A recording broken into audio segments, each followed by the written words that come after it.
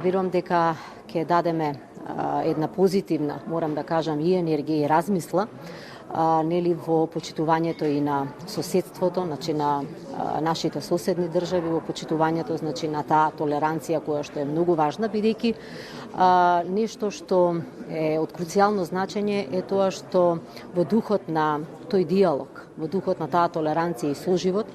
е многу значајно што оваа година ни одбележуваме два значајни јубилеи, едниот 1100 години од упокојувањето на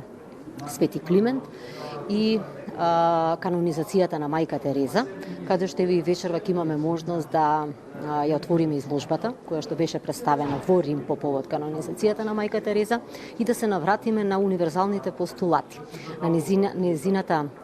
мисионерска дејност, која што ја правеше кон секого. Почит, љубовта кон сите, кон ближните, почита и љубовта на секој од нас. Мислам дека тоа е нешто најважно што треба да го имаме сите ние. Тоа е иднината на човештвото и иднината и на нашата држава.